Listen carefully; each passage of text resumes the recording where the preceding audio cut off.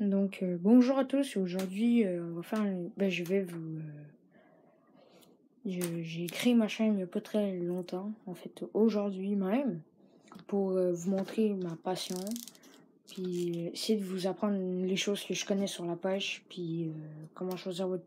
Aujourd'hui ça va être comment choisir votre canne. Puis voilà, c'est ça, c'est pour aujourd'hui. La vidéo va durer 10 minutes ou 5, c'est comme je veux, ou 6, ou 7, ou 8, ou 10. En tout cas, bref. Bon, commençons tout de suite. Donc, pour une canne à la truite, comme celle-ci, c'est une canne à la truite, perche. Ça va coûter une bonne canne dans ces eaux-là. Achetez-la pas plus cher que 80$. Parce que sinon, ça vaut pas la peine. Genre, je veux dire, tant qu'à faire, achète-toi plus cher que ça. Mettons, je veux dire, comme le brochet, ça coûte dans les environs d'une centaine de dollars. Donc, pour la truite, paye maximum 80$, sinon c'est pas rentable. En tout cas, je crois que vous comprenez ce que je veux dire. Donc pour cette canne-ci, vous allez avoir besoin des précisions. De la largeur. Parce que tu peux pas prendre une canne large de même pour la truite, t'auras aucun fun. Faut avoir un bon combat. Donc voilà, là on a une canne très souple pour un très beau combat. Tandis que mettons une canne beaucoup plus large et nulle, je dirais, vu qu'il paye 24$, va être beaucoup moins souple. Bah là, il est plus souple vu que je force comme un gros malade. Mais en tout cas, je vais vous montrer une autre canne pour la truite. Celle-là, par exemple, elle date pas d'hier. Et voilà, le travail. Donc, pour la truite, vous pouvez prendre du 4 pieds ou des affaires comme ça, c'est parfait. Bon, celle-là, voilà. Un youtubeur l'a utilisé dans une de ses vidéos. Bon, donc cette canne est très... Là, je force même pas. Hein. Tu peux regarder mon bras, je ne force même pas. Elle plie toute seule, vraiment toute seule. C'est vraiment pour un combat avec de la truite. C'est très intéressant parce que ta canne elle va plier en deux une petite attaque de méné complètement. Bon, non, pas une méné, mais comme une petite perche de 14 cm elle va te la faire plier en deux. Tandis que celle-là, une perche de 14 cm, ça va rien faire pantoute. Tandis je l'ai déjà testé hein, pour la perche chaude, c'est vraiment de la marde, sérieux. Tandis que celle-là, pour la perche chaude, c'est un vrai bébé, c'est un jeu d'enfant. Ben, un jeu d'enfant, c'est vraiment amusant, c'est ça que je veux dire par là. Celle-là, c'est celle-là que j'utilise pour le moment. Hein. C'est ma préférée que j'ai. Celle-là, c'est vraiment du mieux. Je veux plus en entendre parler. Est très bonne pour débuter, mais après, faut commencer à évoluer. Hein. Comme ça, tu peux très bien évoluer avec ça. La canne, en soi, est très bonne, mais je vais changer le moulinet, vu que le moulinet, c'est une 3000 longue casse-peau. C'est pas la même. Alors, t'es meilleur. Ouch, ça me tombe sur les pieds. Bon, donc comment choisir sa canne et son prix? Une canne à la truite, une bonne canne à la truite comme celle-ci, va coûter moins cher qu'une canne au masquinongé. Le masquinongé, c'est un gros poisson, c'est plus gros que le grand brochet, je crois, si je me trompe pas. Donc, celle-là, une bonne canne, ça va coûter dans les 80$ en ensemble. Tandis qu'une canne au masquinongé, une bonne, ça va coûter dans les 200$. Donc, c'est un univers complètement différent. Et on s'entend qu'une truite, ça peut faire 4 livres, mais un masquinongé, ça peut en faire 20 très facilement.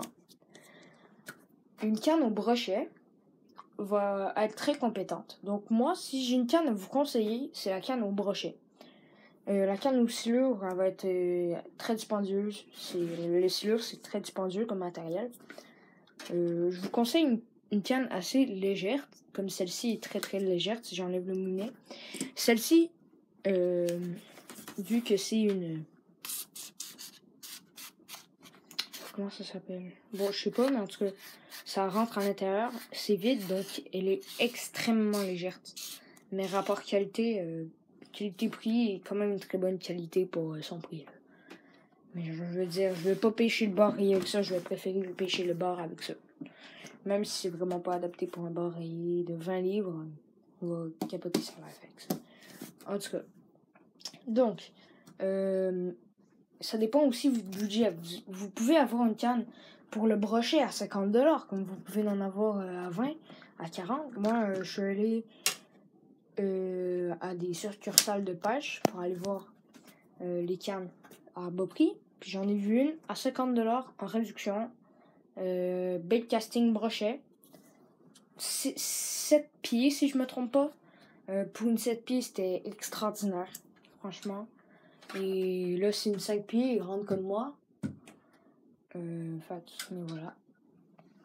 Une 5 pieds, on a du fun avec ça. Mais une 6 pieds, ça plie, ça n'a pas de bon sens. Mon père a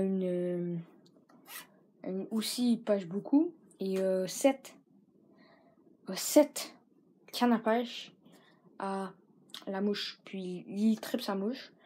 Fait que je vais sûrement faire une vidéo avec lui pour la mouche. En tout cas. Après, donc dans ces cannes-là, on peut en avoir à 1000$ des cannes à la truite, ça se peut. Il y a pas de limite de prix. Tandis que celle-là, très bonne qualité prix, maintenant elle coûterait 4$.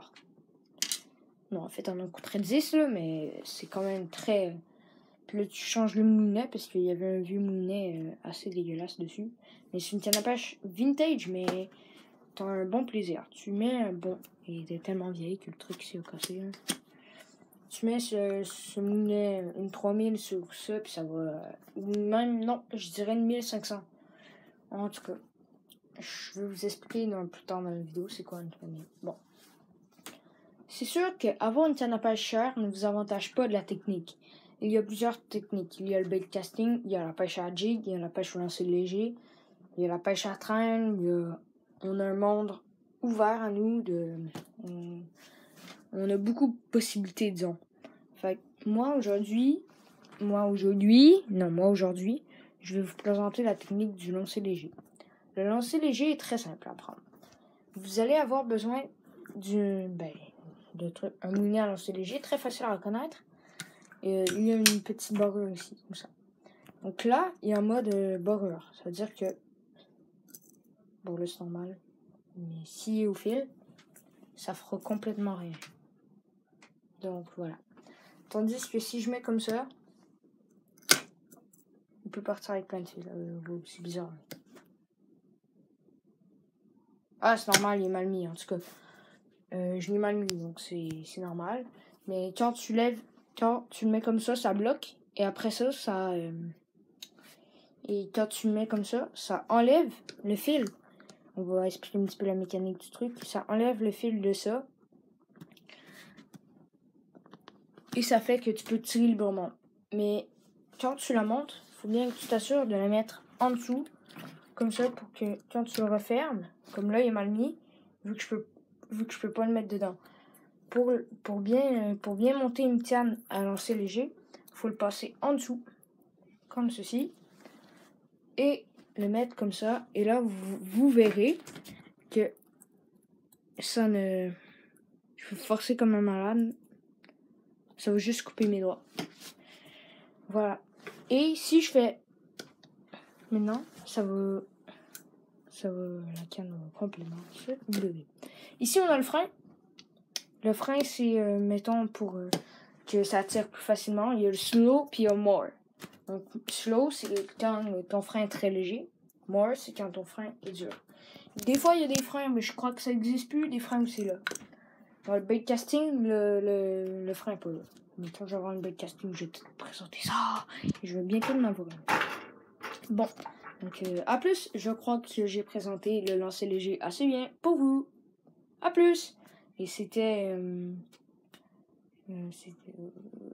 bruh.